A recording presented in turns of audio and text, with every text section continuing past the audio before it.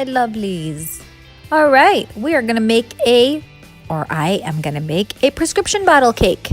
These are really popular for, obviously, pharmacies and usually graduation cakes. Now, it needs to be tall, and you cannot put a whole bunch of layers on top of each other without having some sort of support. So I did use a board halfway through, and I put 3 little bubble straws as well to help support that board. And then I continued layering the top layer. I also use different fillings, so you can do that. It is possible. Now, I put it back in the freezer so that it can harden a little bit, and then it'll make it easier to ice. And now this is the hard part, icing this giant, because I don't have an icer, I guess, or one that's long to do. Also, I put a skewer down the middle just to make sure that it holds it. And yes, the board in the middle has a hole in it as well.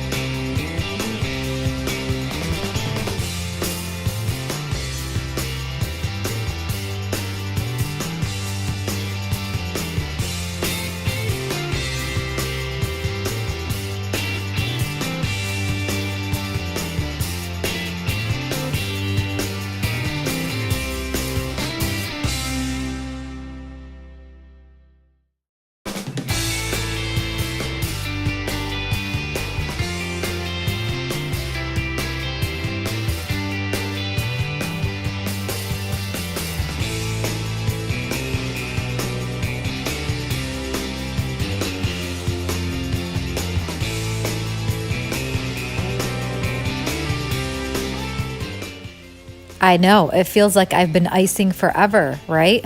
I really kept going and going and adding and taking off and adding and putting. So it's not very easy icing a cake this tall, but it is doable. All right, so we could continue on filling in the gaps, filling in the holes until I have a nice smooth finish, or what I think is a nice smooth finish. And that board in the middle actually helps to keep it even from the top and the bottom.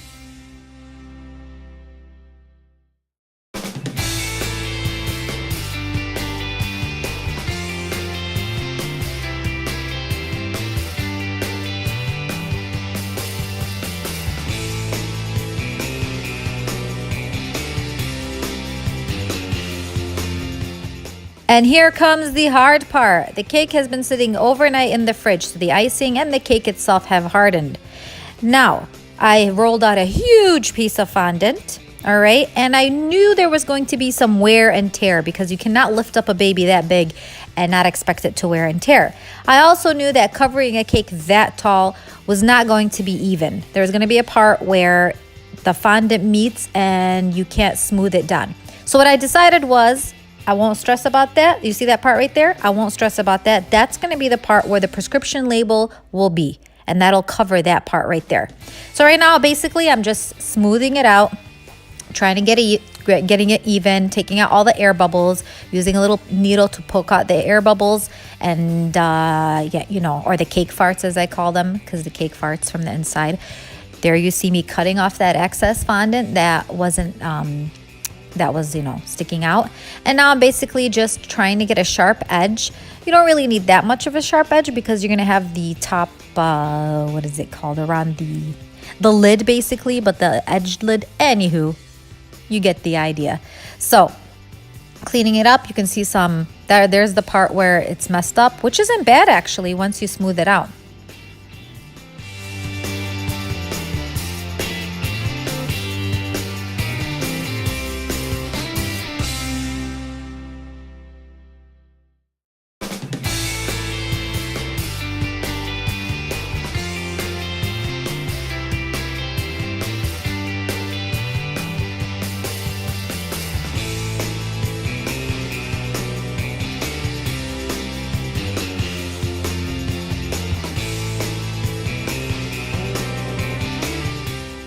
All right, so now I basically had cut up a long strip of white fondant, a little bit thicker than my usual strips, put cornstarch all over it so that it doesn't stick together when I roll it up like a piece of gum. You know that bubble gum when you were a child and you roll it up and you know.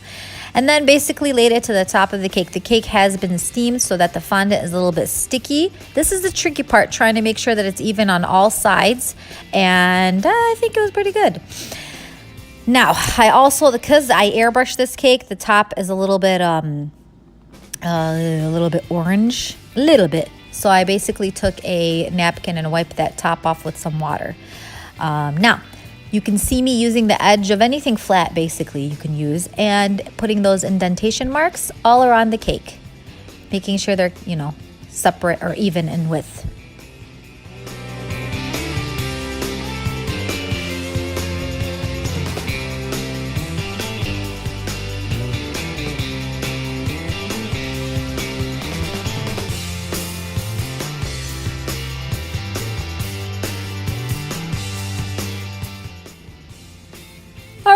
I also made a little lid to add on top just because, you know, gives it the extra look, and worked on my micro computer skills to create this nice little label that you see there. Steamed it, stuck it on, and there you go. You have your prescription bottle. Thanks for watching.